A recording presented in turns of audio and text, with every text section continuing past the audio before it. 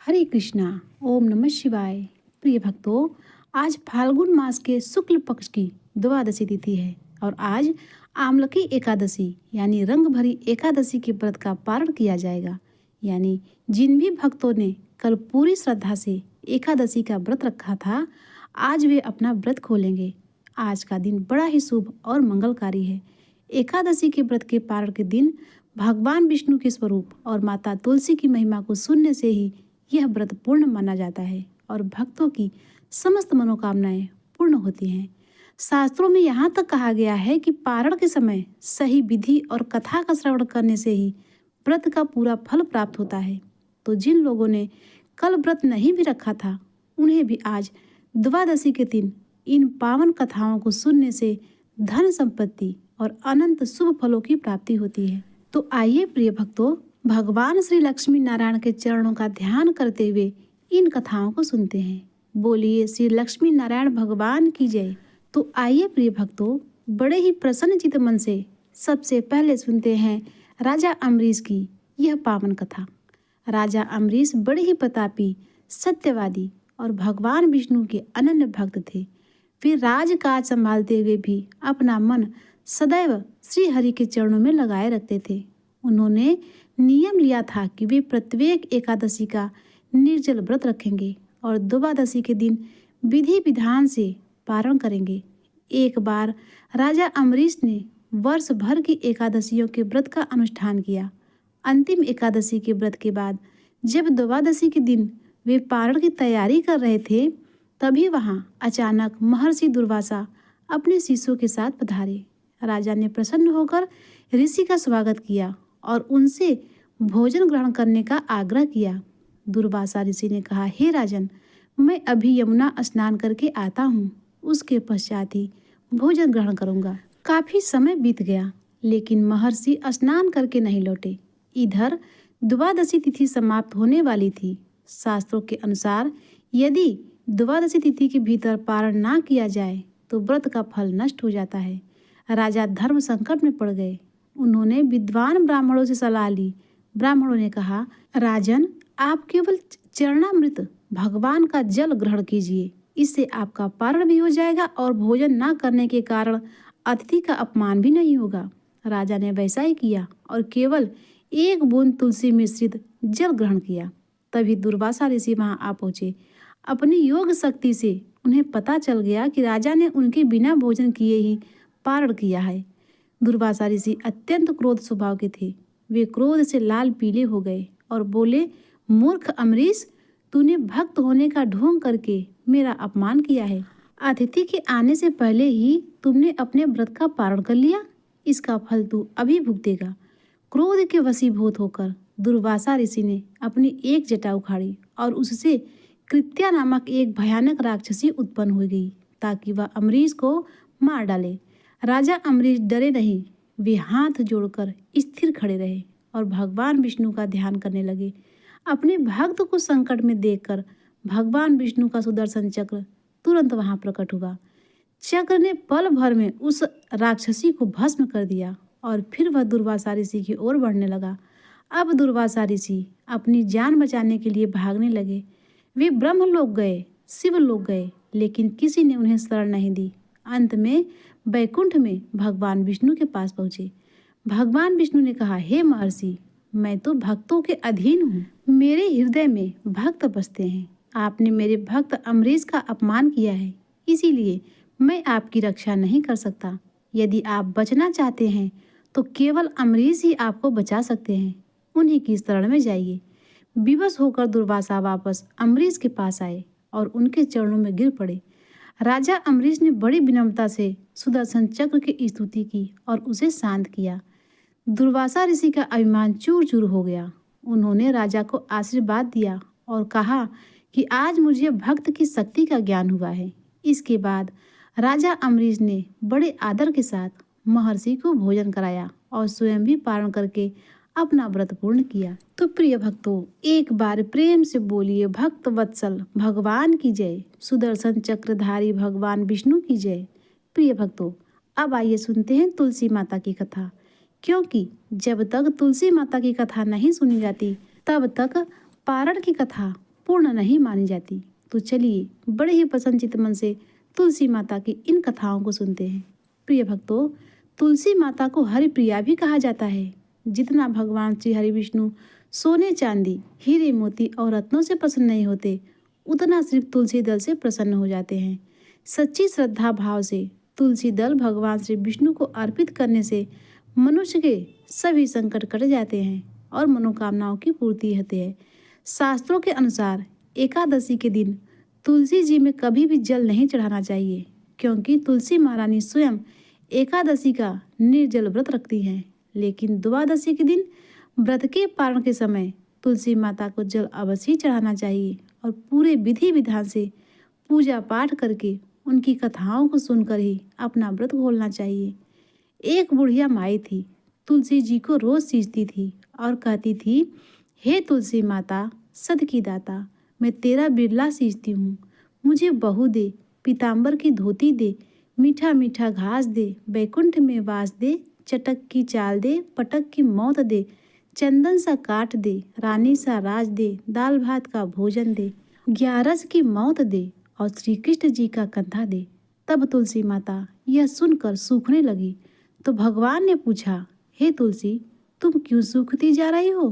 तो तुलसी माता ने कहा, हे प्रभु, एक बुढ़िया रोज आती है और यही बात कह जाती है, मैं सब बात तो उसका पूरा कर दूंगी, लेकिन भगवान श्री कृष्ण का कंधा कहाँ से लाऊंगी? तब भगवान बोले, जब वह मरेगी तो मैं अपनी कंधा देने आ जाऊंगा, तो बुढ़िया माई से कह देना। जब बुढ़िया माई मर गई, सब लोग आ गए। जब माई को ले जाने लगे तो वह किसी से नहीं उठी। तो भगवान श्री कृष्ण एक 12 वर्ष के बालक का रूप धारण करके आए और बालक ने कहा, मैं कान में एक बात कहूँगा तो बुढ़िया माई उठ जाएंगी। बालक ने बुढ़िया माई के कान में कहा, बुढ़िया माई मन के निकाल ले, पीताम्बर की धोती ले, मीठा मीठा घास ले, बैकुंठ में वास ले, चटक की चाल ले, पटक की मौत ले और श्री कृष्ण जी का कंधा ले। यह सुनकर बुढ़िया माई हल्की हो गई। तो भगवान श्री कृष्ण ने उन्हें कंधा दिया और बुढ़िया माई को मुक्ति मिल गई। हे तुलसी माता, जैसे बुढ़िया माई को मुक्ति दी वैसे ही सबको देना। प्रेम से बोलिए, तुलसी माता की जय, भगवान श्री कृष्ण की जय। प्रिय भक्तों, अब आइए सुनते हैं माता तुलसी की दूसरी कथा। शिव पुराण के अनुसार पौराणिक समय में दैत्यों का राजा दंभ हुआ करता था। वह बहुत बड़ा विष्णु भक्त था। कई सालों तक उसके यहाँ संतान नहीं होने के कारण उसने शुक्राचार्य को अपना गुरु बनाकर उनसे श्री कृष्ण का मंत्र प्राप्त किया। यह मंत्र प्राप्त करके उसने पुष्कर सरोवर में घोर तपस्या की। भगवान विष्णु उसकी तपस्या से प्रसन्न हुए और उसे संतान प्राप्ति का वरदान दे दिया। भगवान विष्णु के वरदान से राजा दंभ के यहाँ एक पुत्र ने जन्म लिया। इस पुत्र का नाम शंखचूड़ रखा गया। बड़ा होकर शंखचूड़ ने ब्रह्मा जी को प्रसन्न करने के लिए पुष्कर में घोर तपस्या की। तपस्या से प्रसन्न होकर ब्रह्मा जी ने उसे वरदान मांगने को कहा। तब शंखचूड़ ने वरदान मांगा कि वह हमेशा अजर अमर रहे, वह कोई भी देवता उसे नहीं मार पाए। ब्रह्मा जी ने उसे यह वरदान दे दिया और कहा कि वह बद्री वन जाकर धर्मध्वज की पुत्री तुलसी को तपस्या कर रही है, उससे विवाह कर ले। शंखचूड़ ने वैसा ही किया और तुलसी के साथ विवाह के बाद सुखपूर्वक रहने लगा। उसने अपने बल से देवताओं, असुरों, दानवों, राक्षसों, गंधर्वों, नागों, किन्नरों, मनुष्यों और त्रिलोक के सभी प्राणियों पर विजय प्राप्त कर ली। वह भगवान श्री कृष्ण का परम भक्त था। शंखचूड़ के अत्याचारों से सभी देवता परेशान होकर ब्रह्मा जी के पास गए और ब्रह्मा जी उन्हें भगवान विष्णु के पास ले गए। भगवान विष्णु ने कहा, शंखचूड़ की मृत्यु भगवान शिव के त्रिशूल से होगी, अतः आप उनके पास जाएं। भगवान शिव ने चित्ररथ नामक गढ़ को अपना दूत बनाकर शंखचूड़ के पास भेजा। चित्ररथ ने शंखचूड़ को समझाया वह देवताओं को उनका राज लौटा दे, परंतु शंखचूड़ ने मना कर दिया और कहा कि वह महेश्वर से युद्ध करना चाहता है। भगवान शिव को जब यह बात पता लगी तो वे युद्ध के लिए अपनी सेना लेकर निकल पड़े और देवताओं और दानवों में घमासान युद्ध हुआ, परंतु ब्रह्मा जी के वरदान के कारण शंखचूड़ को देवता नहीं हरा पाए। भगवान शिव ने शंखचूड़ का वध करने के लिए जैसे ही अपना त्रिशूल उठाया तभी आकाशवाणी हुई कि जब तक शंखचूड़ के हाथ में श्री हरि का कवच है और उसकी पत्नी का सतीत्व अखंडित है तब कब इसका वध असंभव है।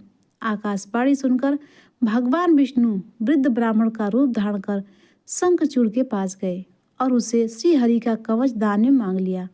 शंखचूड़ ने जब वह कवच बिना किसी संकोच के दान में कर दिया। इसके बाद भगवान विष्णु शंखचूड़ का रूप बनाकर तुलसी के पास गए। शंखचूड़ रूपी भगवान विष्णु तुलसी के महल के द्वार पर जाकर अपने विजय होने की सूचना दी। यह सुनकर तुलसी बहुत प्रसन्न हुई और पति रूप में आए भगवान का पूजन किया। ऐसा करते ही तुलसी का सतीत्व खंडित हो गया और भगवान शिव ने युद्ध में अपने त्रिशूल से शंखचूड़ का वध कर दिया। तब तुलसी को जब यह पता चला कि वे उनके पति नहीं हैं बल्कि वे तो भगवान विष्णु हैं, तो क्रोध में आकर तुलसी जी ने कहा कि आपने छल पूर्वक मेरा धर्म भ्रष्ट किया है और मेरे पति को मार डाला है। अतः मैं आपको श्राप देती हूँ कि आप पाषाण होकर धरती पर रहे। तब भगवान विष्णु ने कहा, हे देवी, तुम मेरे लिए भारतवर्ष में रहकर बहुत दिनों तक तपस्या कर चुकी हो। तुम्हारा यह शरीर नदी रूप में बदलकर गंडकी नामक नदी के रूप में प्रसिद्ध होगा। तुम पुष्पों में श्रेष्ठ तुलसी का वृक्ष बन जाओगी और सदा मेरे साथ रहोगी। तुम्हारी श्राप को सत्य करने के लिए मैं पाषाण शालिग्राम बनकर रहूँगा। गंडकी नदी के तट पर मेरा वास होगा। तो प्रेम से बोलिए भगवान विष्णु और तुलसी माता की जय। प्रिय भक्तों, अब आइए सुनते हैं तुलसी माता की चालीसा का पाठ। श्री तुलसी महारानी करो विनय सिर नाय, जो मन मोह संकट बिकट दीजो मात नसाय। नमो नमो तुलसी महारानी, महिमा अमित न जाय बखानी। दियो विष्णु तुमको सनमाना, जग में छायो सुयस महाना। विष्णु प्रिया जय जयति भवानी, तिहु लोक की हो सुख कानी। भगवत पूजा कर जो कोई, बिना तुम्हारे सफल न होई। जिन घर तव नहीं होत निवासा, उस पर करहि विष्णु नहीं वासा। करे सदा जो तव नित सुमिरन, तेहि के काज होए सब पूरन। कार्तिक मास महात्म तुम्हारा, ताको जानत सब संसारा। तव पूजन जो करें कुवारी, पावें सुंदर वर सुकुमारी। कर जो पूजन नित प्रति नारी, सुख संपत्ति से होए सुखारी। वृद्धा नारी करे जो पूजन, मिले भक्ति होवे पुलकित मन। श्रद्धा से पूजे जो कोई, भवनिधि से तर जावे सोई। कथा भागवत यज्ञ करावे, तुम बिन नहीं सफलता पावे। छायो तो प्रताप जग भारी, ध्यावत तुम्हें सकल चितधारी। तुम्हें मात यंत्रन तन तन, सकल काज सिद्धि होवे क्षण में। औषधि रूप आप हो माता, सब जग में तव यश विख्याता। देव ऋषि मुनि और तपधारी, करत सदा तव जय जयकारी। वेद पुराण तव यश गाया, महिमा आगम पार न पाया। नमो नमो जय जय सुखकारिणी, नमो नमो जय जय दुख निवारिणी। नमो नमो सुख संपत्ति देनी, नमो नमो अघ काटन छेनी। नमो नमो भक्तन दुख हरनी, नमो नमो दुष्टन मद छेनी। नमो नमो भवतार उतारनी, नमो नमो परलोक सुधारनी। नमो नमो निज भक्त उबारनी, नमो नमो जन काज सवारनी। नमो नमो जय कुमति नसावनी, नमो नमो सुख उपजावनी। जयति जयति जय तुलसी माई, ध्याऊँ तुमको शीस नवाई। निजन जान मोहि अपनाओ, बिगड़े कारज आप बनाओ। करूँ विनय मैं मात तुम्हारी, पूर्ण आशा करऊँ हमारी। शरण चरण कर जोरी मनाऊँ, निस दिन तेरे ही गुण गाऊँ। करहूँ मात यह मोह परदाया, निर्मल होए सकल मम काया। मांगू मात यह वर दीजे, सकल मनोरथ पूर्ण कीजे। जानऊ नहीं कुछ नेम अचारा, क्षमऊ मात अपराध हमारा। बरह मास करे जो पूजा, तासम जग में और न दूजा। प्रथम ही गंगा जल मंगवावे, फिर सुंदर स्नान करावे। चंदन अक्ष पुष्प चढ़ावे, धूप दीप नैवेद्य लगावे। करे आचमन गंगा जल से, ध्यान करे हृदय निर्मल से। पाठ करे फिर चालीसा की, स्तुत करे मात तुलसा की। यह विधि पूजा करे हमेशा, ताके तन नहीं रहे कलेशा। करे मास कार्तिक का साधन। सोवे नित पवित्र सिद्ध हुई जाई, है यह कथा महासुखदाई। पढ़े सुने सो भव तर जाई, तुलसी मैया तुम कल्याणी। तुम्हारी महिमा सब जग जानी, भावना तुझे मानित निध्यावे। गा गा कर माँ तुझे रिझावे। यह श्री तुलसी चालीसा, पाठ करे जो कोय। गोविंद सो फल पावही, जो मन इच्छा होय। प्रिय भक्तों, अब आइए सुनते हैं तुलसी मैया की आरती का पाठ। जय जय तुलसी माता, मैया जय तुलसी माता। सब जग की सुखदाता, सबकी वर माता। मैया जय तुलसी माता। सब योगों से ऊपर, सब रोगों से ऊपर। रज से रक्षा करके, सबकी भवत्राता। मैया जय तुलसी माता, जय तुलसी माता। बटपुत्री है श्यामा, सुरबली है ग्रामा। विष्णु प्रिय जो नर तुमको सेवे, सो नर तर जाता। मैया जय तुलसी माता, जय जय तुलसी माता। हरि के शीस विरजत, त्रिभुवन से हो वंदित। पतित जनों की तारिणी, तुम हो विख्याता। मैया जय तुलसी माता, जय जय तुलसी माता। लेकर जन्म विजन में, आई दिव्य भवन में।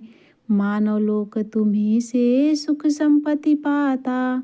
मैया जय तुलसी माता, जय जय तुलसी माता। हरि को तुम अति प्यारी, श्याम वर्ण सुकुमारी। प्रेम अजब है उनका, तुमसे कैसा नाता। मैया जय तुलसी माता। हमारी विपदा हरो तुम, कृपा करो माता। मैया जय तुलसी माता, जय जय तुलसी माता। मैया जय तुलसी माता। सब जग की सुखदाता, सबकी वर माता। मैया जय तुलसी माता, जय जय तुलसी माता। तो प्रिय भक्तों, यदि हमारी कथाएं आपको पसंद आती हो तो हमारे वीडियो को लाइक और चैनल को सब्सक्राइब करना न भूलिएगा। मिलते हैं इसी तरह से धार्मिक और आध्यात्मिक व्रत कथाओं को लेकर अगले वीडियो में। तब तक के लिए ओम नमः शिवाय, हरे कृष्णा।